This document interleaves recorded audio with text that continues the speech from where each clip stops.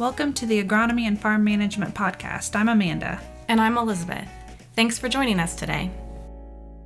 Hello, everyone, and welcome back to the Agronomy and Farm Management Podcast. Elizabeth and I thought we'd try something a little new here and see how you all like it, providing updates on what we've been doing, especially during the growing season. What have you been up to, Elizabeth?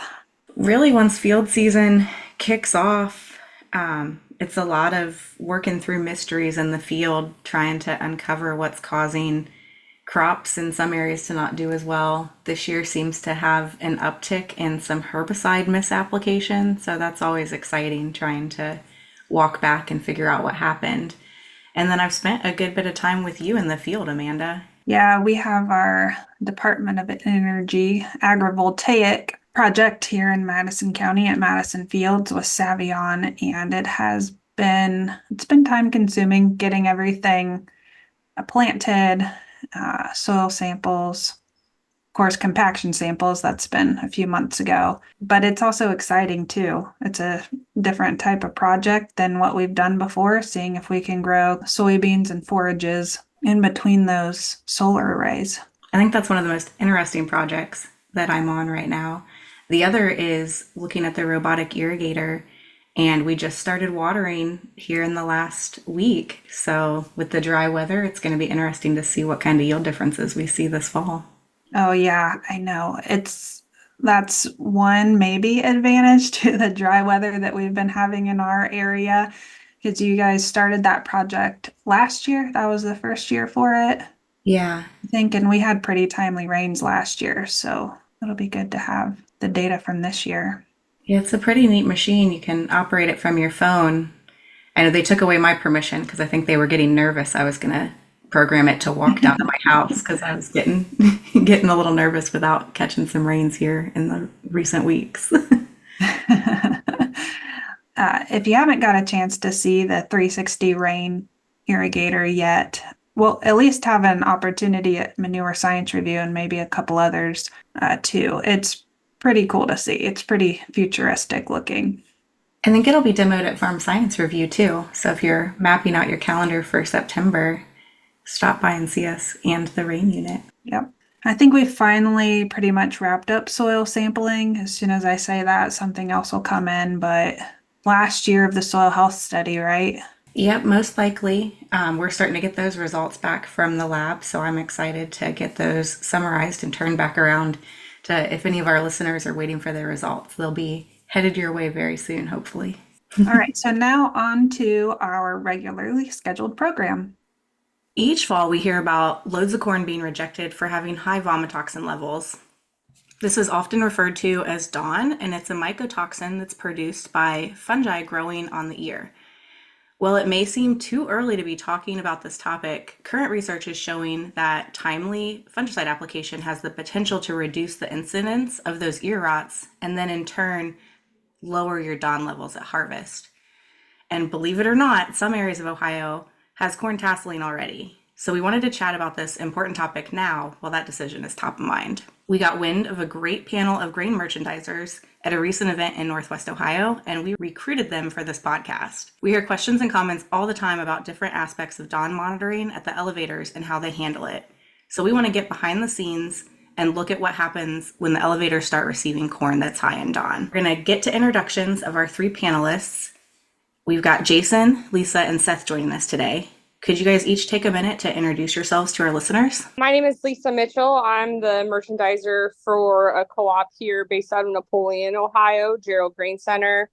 We have locations in Putnam, Fulton, and Henry County. I'm Jason Beckman. I'm a grain merchandiser for Poet Grain in Lipsick, Ohio. We also have plants in Marion and Fostoria. I am Seth Miller. I work for the Andersons here based out of Maumee, Ohio, and we have locations all across the country, but I originate for our facilities here in Northwest Ohio with Southern Michigan, Northwest Ohio, direct ship corn throughout the state, as well as a little bit into our Greenville ethanol plant there on the western side of the state. We're really excited to have you guys with us today because I know that the DON and what happens when corn starts testing high for DON at the elevator is still a mystery to even me, and I get a lot of questions about it. So I'm excited to dig in and learn from you guys and hopefully give us some insights for our farmers. We're all stressed when we start getting high DON. I bet you guys are equally, if not more, stressed. So how does your corn market change when you start seeing corn come in with high DON? I think our markets from an elevator perspective are really pretty consistent as far as rail. I mean, I think we all have rail access from an elevator side of things, and that's probably the most tolerable from an end user direction. From a feed use, we do have export business here out of Toledo where we will load boats and send export boats across the world, and some of those are a lot pickier as far as vomitoxin goes. So sometimes those export markets will shut off quicker than what we will domestic rail perspective. So I think Yeah, the but- one thing to hit on, like Seth said, is a segregation ability of your facility. When we start seeing vomitoxin come in, it not only kind of puts a stress on being able to test it, but being able to segregate it the best that you can. Like Seth said, typically when we ship rail out, you have to have an 8.0 average on that train with no 5 cars over 10. So there's a pretty narrow tolerance window there if you're seeing levels. We saw levels this last fall as high as 35 parts per million. So it takes a lot of lower vom corn to try to dilute that load and be able to make grade on rail. Yeah, and from an end user's perspective, whenever we make our product, it gets concentrated. So whenever you come through and you have a 5 in your corn, it becomes almost a 15 on the end product. And with it being a feed product, it is hard to hit the market because swine won't eat it, and it'll affect the cattle and the poultry animals as well. When you look at having to mix corn, segregate, that type of thing, what changes in time delays are experienced with transportation and logistics? The first step for us is just finding a person and time to test. When we realize in the fall that vomitoxin is going to be a problem, we will start testing every load just to try to get a gut feeling for how bad is it, how widespread is it, what kind of a range do we have.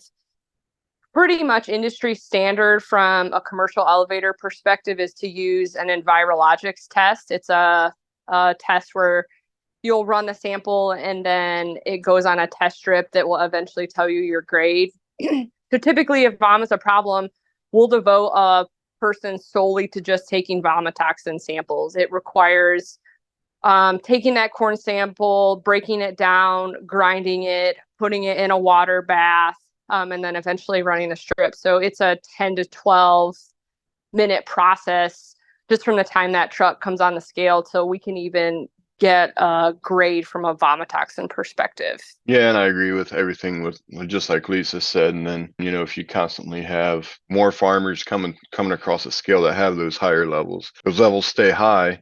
Now you're starting to back up your line for these guys to dump because we only take up to a certain level. So those tests seem longer, but in reality, they're not. They're just starting to pile up. I would agree with that. And I think part of it too is I think it's a step-by-step process. Once we realize that there's vomitoxin or DON in that corn, it's kind of a stair-step approach from our perspective where we're always every year testing the first few loads of corn, and we're consistently checking throughout harvest as well how bad it is. And if it's not a bad year, we'll check maybe a daily composite, and then if it continues to creep up and get worse, we'll probably go on hour by hour composite, and then we'll go a producer composite at times for the day, and then we'll go load by load. So I think there's a kind of a stair-step approach there depending on what the vomitoxin truly is of how often we're going to test. And obviously on a year like this, we tested every load at the facility, and that took a lot of time. So I think that leads to the time aspect depending on how many tests we're actually having to do. So how does the value of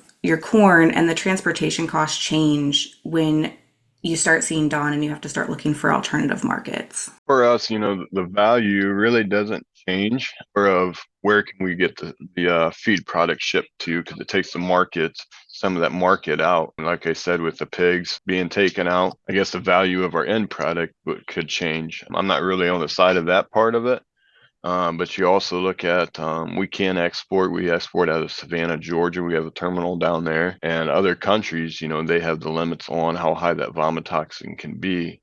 So it does affect our export whenever we can't even ship to some countries because our vomitoxin is too high. I think it's the same thing that we see on domestic rail. Most of the corn that we send out of Northwest Ohio will end up in feedlots on the Eastern Shore, a lot of North Carolina, South Carolina, Virginia, Georgia, those types of markets. We kind of backed into, if you're selling Eastern trains through a broker, you have to hit that 8.0 average with a 10.0 max. We have seen the last couple of years, as VOM has been a problem, there's an additional market for those people that can hit a 3.0 or less average. And based on what we've seen, those trains that can hit that lower average mostly come out of Illinois, can be 15 to a 25-cent premium over an 8.0, 10.0 that we've been trading out of Northwest Ohio. So not only are you limiting your markets in terms of where you can sell, there's a lot of ethanol plants that if our vomitoxin was lower, we could hit.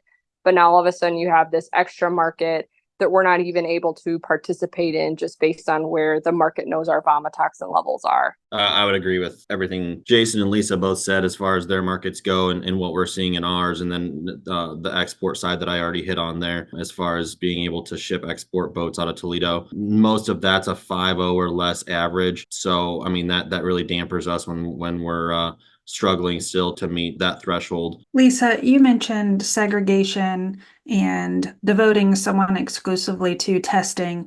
I'm sure Jason and Seth, you have similar strategies. So what does that look like in greater detail when you're having to manage both high and low dawn corn coming into your facilities at once? I think it really just kind of depends on your facility. So at our rail terminal, we only have 6 bins. So it makes it a little more tricky to try to segregate, like Seth mentioned earlier, you're trying to differentiate what your VOM levels are coming in at. So are we calling high VOM 8.0?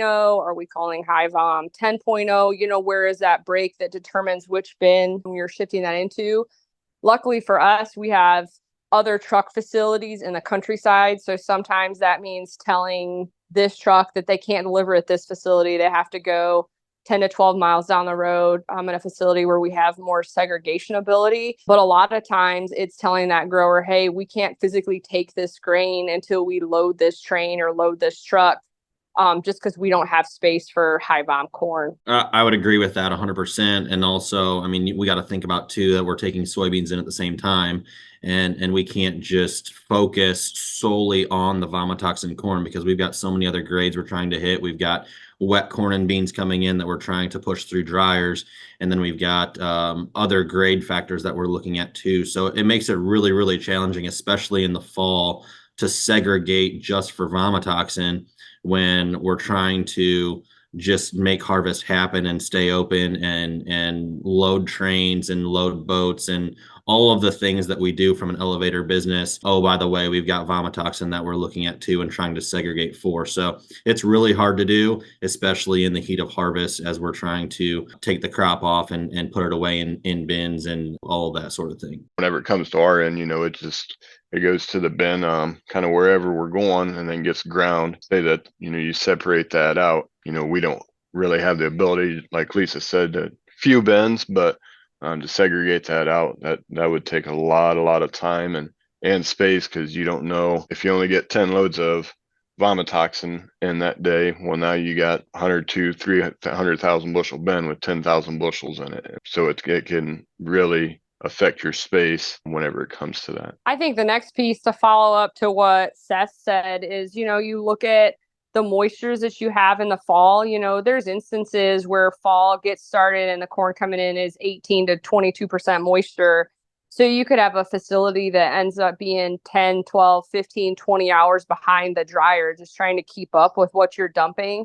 So now all of a sudden, if you have wet low vom corn and wet high vom corn, you can't commingle that to try to improve your dryer efficiency. So that just adds another layer to try to manage your facility in years where we have wet corn as well as vomitoxin. Yeah, I definitely don't envy all of the logistics that goes into trying to manage that on your guys' end. I do want to switch it up a little bit and talk about testing. I know that's one of the things that I think can be the most frustrating, because we know we can't look at a truck and know from what it looks like whether or not it's going to test high or not. We can have corn that looks beautiful and tests high, and we can have corn that looks pretty rough and tests fine. So could you talk a little bit about how you test and what your process is for that? I can kind of start, and then I'm sure the boys can kind of fill in on stuff that I miss. So essentially what happens for us is the truck gets probed. We have a lot of growers who mention, well, what happens if the guy in front of me has vomitoxin and then you take a sample from my truck? Does it get commingled? Typically, most of the time, unless you have a compartmental probe, there's a vacuum suction to that probe. So typically what we'll do is when you put that probe in a downward motion, it will create that sucking. We take that first sample, of the previous truck out. So that way we're starting with as good of a clean sample as we possibly can. So once that sample is actually taken from the truck in numerous spots, we'll put it in for test weight and moisture. We're going to check it for damage. And then we also split that sample, because when you do vomitoxin, you're talking about a 20-gram sample out of a truck that weighs upwards of 80,000 pounds. So once you have that sample, it actually goes into a bun grinder, like the fancy coffee grinders you would see, and it goes on the finest setting, which for us is espresso. So once that corn is ground, you have to mix it with 100 milliliters of water. It gets shaken.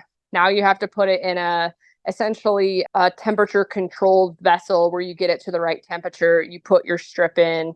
2 minutes later, you take your strip out, run it through the computer. So something that we've kind of been promoting as an industry standard is to get a test that doesn't have so many places where an individual could mess up. None of us are chemists. A lot of us, you have grain buyers who are working in inspection and whatnot, but if you don't get that sample as clean as it should be, if you don't get that grinder cleaned out, if your water isn't the exact right temperature, if you don't have that temperature vessel set just right, you're going to skew your vomitoxin results. So something we've been trying to figure out is there a way where we can take a sample and figure out the vomitoxin without having to grind it, without having to let it set, something similar to what you'll do from a oleic standpoint in soybeans, where you just dump that physical sample in a vessel, there's a light, and it can kind of figure it out that way, because you're just asking for opportunities for that tester to make a mistake.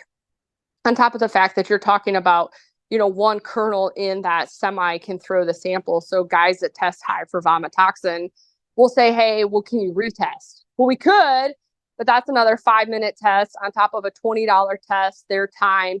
And you might get something similar, but you might get something that's higher, or you might get something that's lower. So just too many variables the way we test nowadays, which unfortunately is the best method that we currently have. Yeah, I would agree with everything Lisa said from an Anderson's perspective too, of the way we test. And it's frustrating for all involved because of the subjectivity to the test. Like Lisa said, one kernel of corn can skew the test, and you're gonna have, on a year like this, I mean, some loads are coming in at 6, and then the next guy's bringing the load out of the same field that's double that. So I mean, just trying to wrap our heads around the variability of vomitoxin and all of that, it's just extremely frustrating. We're doing the test the exact same way every single time, but it's just the subjectivity of bringing in 2 different samples of corn and then testing 2 different ways. And one thing that I will take that a step further too. This isn't just something that we are putting a stamp on at our facilities. We are actually taking it a step further and checking with the federal government on this too, and making sure that our tests are fair and accurate as well. And I'm sure Poet and Gerald Grain are doing the same thing of just checking with FIGIS, which is the Federal Grain Inspection Service, and then having them run samples.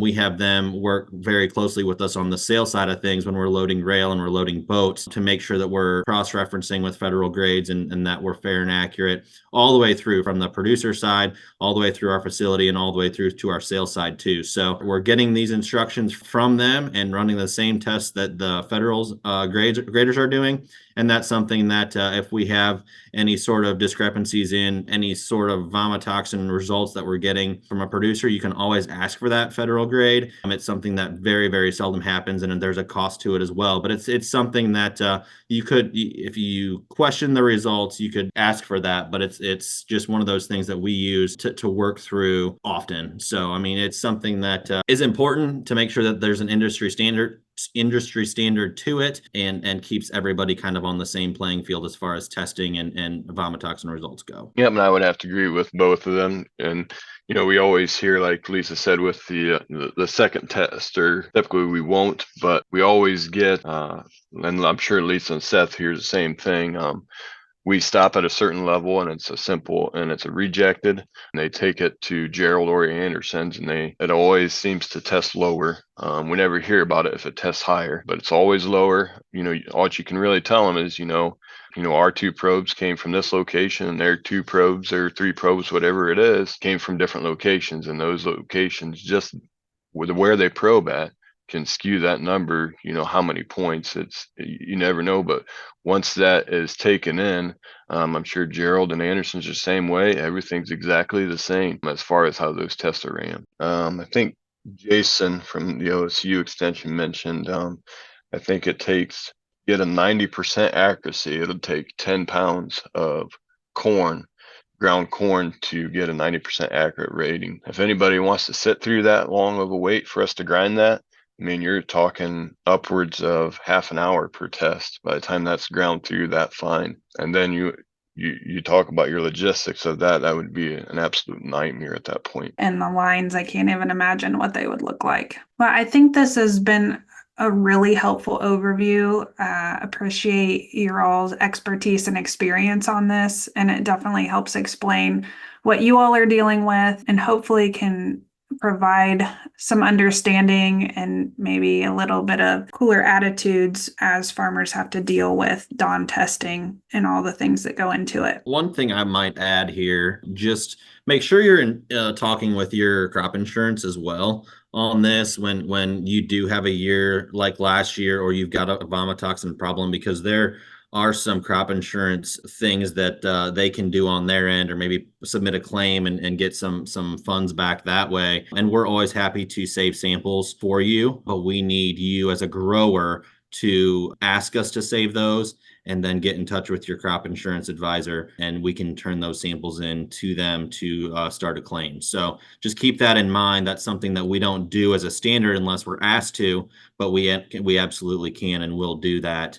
if it's needed. That's a really great point. Thanks for adding that, Seth. While we have you guys here, what are you hearing on wheat progress and yield up your way? As far as wheat goes, we are taking wheat at our facilities now.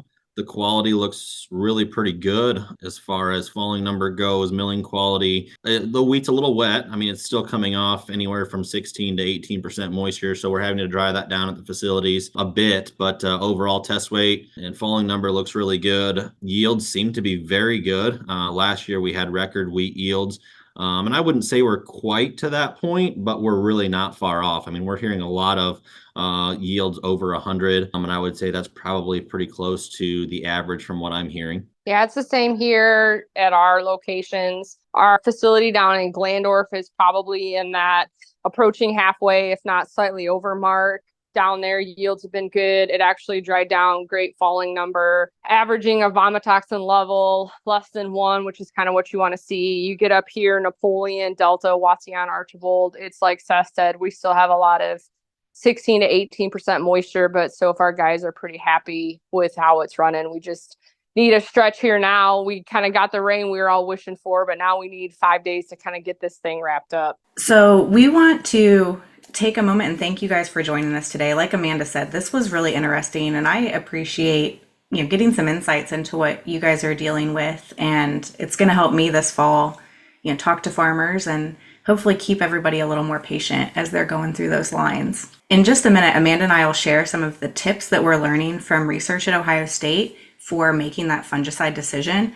But first, we want to thank our guests for joining us today and give them the opportunity to share some contact information if anyone would like to get in touch with additional questions. Yeah, you can reach Gerald Grain Center. We're www.geraldgrain.com. And then we also try to share what we can on our Facebook page in terms of what we're seeing for wheat moistures. We've shared some vomitoxin, weather, that kind of things. Our website is andersonsgrain.com, where you can find different locations there too. One thing I will add, we do have a facility down in South Central Ohio, there in Port William, where we're also taking wheat. That's new for us this year. So we are kind of across the state in a few different realms too. So be sure and look at andersonsgrain.com, and we've got those locations there posted. Yep, you can get in touch with us at poetgrain.com, just like the Andersons there. You can research which location's closest to you, whether it's Lipsick, Fostoria, or Marion plant. Go in there and we share some stuff. There is talk possible later, maybe end of July, beginning of August, of having a meeting on some vomitoxin tips and what you can do to best manage those whenever we get closer to harvest. That is to be announced yet. So if you go to that poetgrain.com, I'm sure it'll be, if we have it, it'll be listed on our website. All right. Well, thank you all so much. And we hope harvest goes well for you this year. Thank you. Thanks. Thank you. So we want to wrap up with, like I said, some of the things we've been learning from recent research. So you may be wondering at the top of the podcast why we mentioned that this topic is important when we are talking about making that fungicide decision. And that's because research is showing that good timing of fungicide is, one, really important to just it working in general on leaf diseases. But there's also some research showing that you can get some control of those ear rots later in the season with a well-timed fungicide application. One of the keys is getting good coverage of the silks. So that's something to consider in your application method as well. But if you have some hybrids that deal with ear rots or have challenges with ear rots, looking into our current research, either in the corn newsletter or somewhere else, can really give you an idea of how to make that application to potentially reduce your risk of ear rots and then later high dawn.